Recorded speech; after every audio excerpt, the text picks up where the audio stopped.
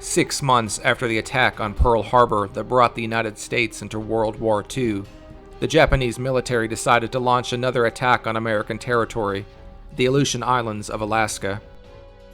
The Japanese believed that having control of the Aleutians would protect their northern flank, preventing a U.S. attack on the Japanese home islands from across the northern Pacific. Starting on June 3rd and 4th, 1942, Japanese planes first attacked an American military base at Dutch Harbor on a Mackinac Island. Several buildings were destroyed and dozens of soldiers were killed in the bombings. Next, on June 6th, Japanese forces invaded and occupied the island of Kiska, and on June 7th, the island of Attu was taken. Americans were shocked to learn that Japanese forces had taken over sovereign United States soil, and many feared that it was a stepping stone toward an attack against mainland Alaska, or even the U.S. Pacific Northwest. The U.S. military initially paid little attention to the Japanese garrisons on the two islands, as they were still reeling from the Pearl Harbor attack and concentrating on building up forces for other conflicts across the Pacific and the globe.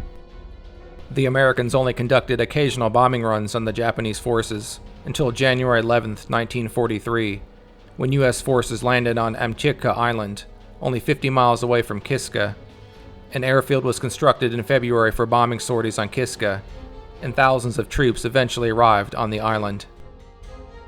In March 1943, the United States Navy had set up a blockade of Kiska and Attu, and on March 26, the naval battle erupted after a Japanese fleet attempted to supply and reinforce the garrison on Attu. It would later be known as the Battle of the Komandorsky Islands. The Japanese fleet withdrew after many hours of battle after running low on fuel and ammunition. Also, the Japanese reportedly feared the arrival of U.S. bombers from bases in the Aleutian Islands. The withdrawal of the Japanese fleet ended the resupply of their garrisons on Kiska and Attu, and they were now virtually isolated, with only meager supplies given by the occasional submarine.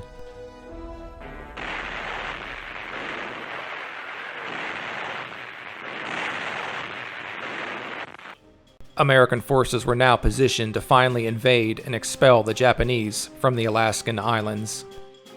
On May 11, 1943, the U.S. military began Operation Land Grab, landing 11,000 troops on Attu. The Japanese forces retreated to the high ground, leaving the beach landings unopposed. The United States military expected the operation to last no more than a few days, but the harsh conditions extended the battle for more than 2 weeks. The invading troops were not prepared for the unforgiving Arctic weather and rugged terrain that caused more casualties than enemy fire.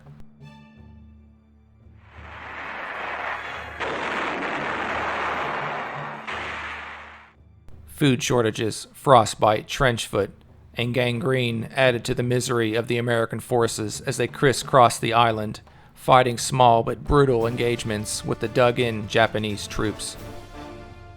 By late May, all the Japanese forces were chased to a small corner of the island and trapped by U.S. forces.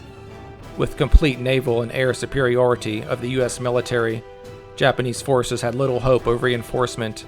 With little food and ammunition remaining, the Japanese commander, Colonel Yamasaki, decided to launch a final frontal charge into the U.S. lines. On May 29th, before daybreak, the whole Japanese force ran wildly through the U.S. lines, some even eventually reaching shocked American support troops in the base camp. By the next day, the Japanese troops on the island were virtually wiped out, with only 28 prisoners taken alive. 2,351 Japanese troops were buried in mass graves, with many hundreds more believed buried in the hills. Colonel Yamasaki was among the dead. It was one of the largest Japanese banzai charges of the entire Pacific War.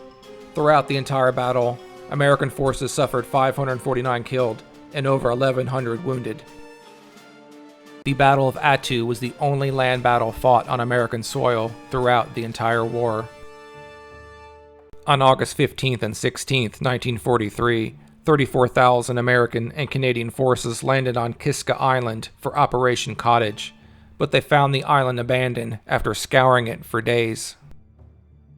The Japanese had successfully retreated under the cover of fog weeks earlier on July 28th. The Allies still suffered over 300 casualties due to friendly fire, disease, frostbite, or Japanese traps. On August 24th, 1943, Kiska was declared secure, and the campaign in the Aleutian Islands was over. Following their defeat in the Aleutian Islands, Japan was forced to commit badly needed resources to defend their northern flank against potential American attacks on the Japanese homeland from bases in Alaska. The U.S. military launched bombing runs against Japanese-held islands from air bases in Alaska throughout the rest of the war. The war in the Pacific ended when Japan surrendered on September 2, 1945.